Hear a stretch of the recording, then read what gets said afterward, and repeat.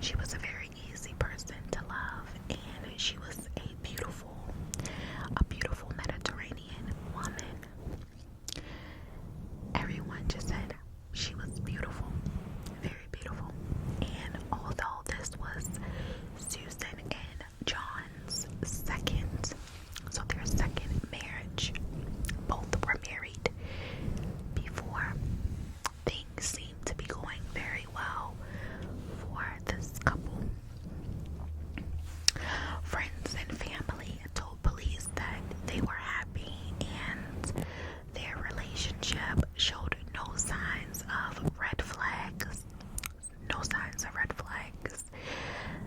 They seemed to be thriving financially, and they just seemed very happy.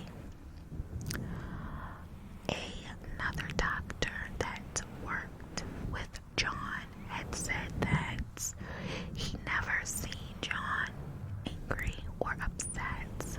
However, he did know that John was madly in love with Susan.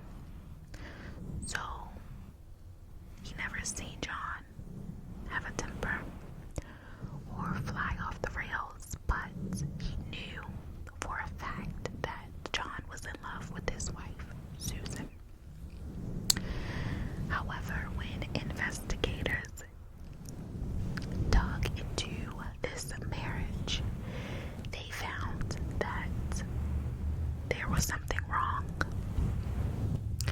So a detective had found a message on a Valentine's Day card from Susan that was written to John, and that said she bought her own cards 2 weeks prior to Valentine's Day, and that she imagined that it didn't seem appropriate, but you love him, and to have a good day.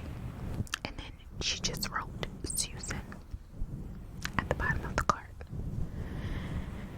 And after detectives digged some more, they found out the biggest quarrel for this couple was financial issues. So they were having some money issues, and this was their biggest problem.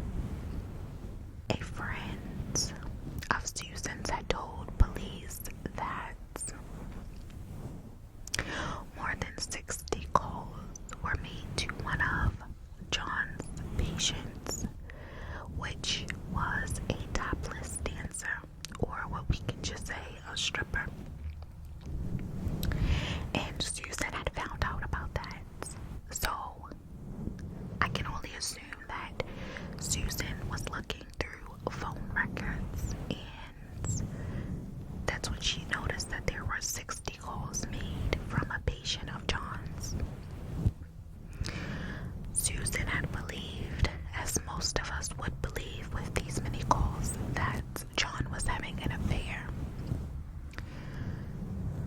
because she did not understand why a patient would call John over 60 times. And so divorce had been crossing her mind.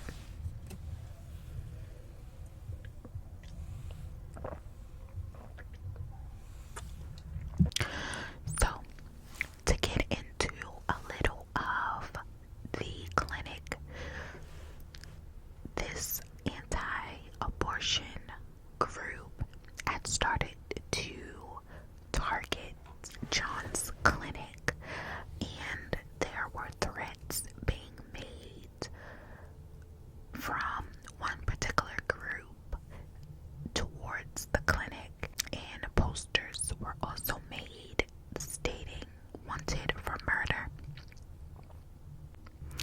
So it was said it was possibly the threats made to the clinic from this group which had led to Susan's murder. However, eventually no facts were found. No facts were ever found for this to be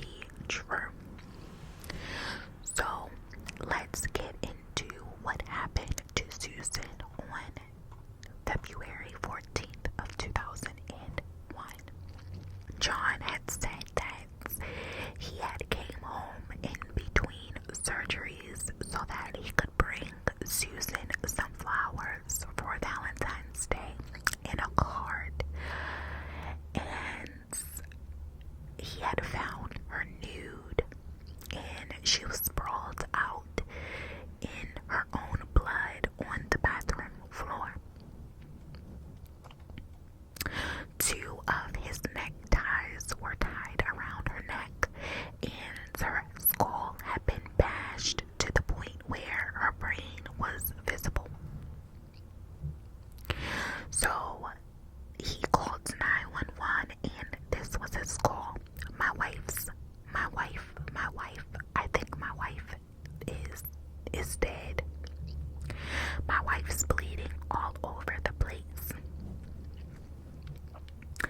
Before hanging up that call with the 911 operator, John had attempted to revive her using CPR. So when police and medical team arrived to the home, they found John frantic, and his shirt was covered in blood.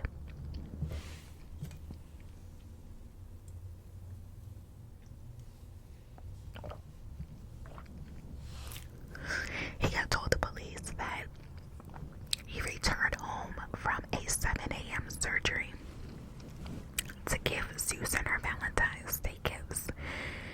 After 9, he headed back to the hospital for another surgery.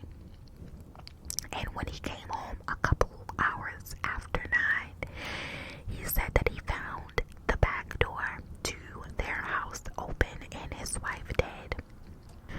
So many people that knew John did not believe that he was capable of murder, because they said that he was gentle and he was an educated man, and he was known for his compassion and caring bedside manner. So they could not fathom the thought that he was responsible for Susan's murder.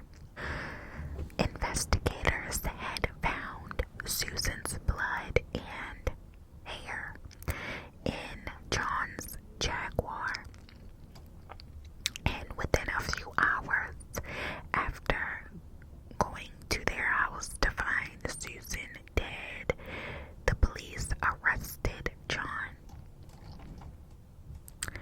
His trial began in December, and the doctors, John's defense team had painted a picture that the couple was perfect and they were crazy about each other, and there was no possible way that John could have murdered Susan.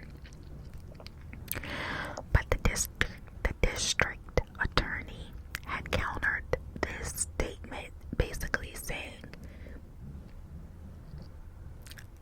there's a fine line between love and hate, and John had crossed it. So remember when I said that Susan had believed that John was having an affair with the stripper? While she was made to testify, and she said that she had met John in the early 90s when she went to him for an abortion, and then over the years that relationship grew where she felt comfortable enough to make him her primary OBGYN. She had admitted that she had did several dances for him, and that he had called her repeatedly in the months before Susan was murdered. She denied that there was any type of relationship between the two. She just strictly kept it her business to entertain him, as that was her job. So the defense team and the state's attorney had both brought in blood stain pattern experts, and based on the blood spots on John's shoes, the prosecution expert had said the doctor was in the room when his wife was beaten to death. Both of the experts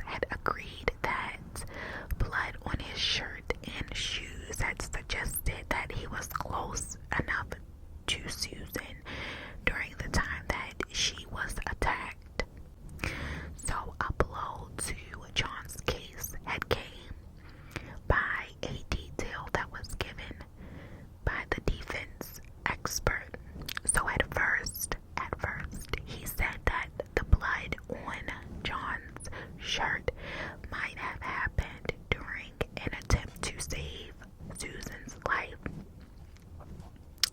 Then, in a cross-examination, that same expert had dropped a bombshell. So he was asked if there was anything important that the prosecution might have missed, and he said yes.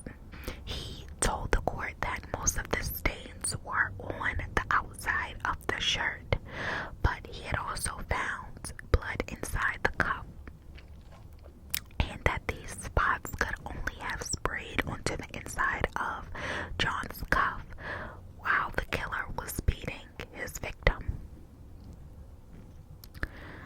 So it only took the jury 2 hours to reach their guilty verdict, and John was sentenced to life without the possibility of parole.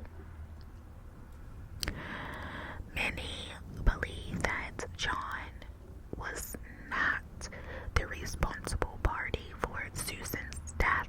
However, he will not get out anytime soon. Yet he is continuously attempting to, because he constantly files appeals when he is able to. So as of 2023,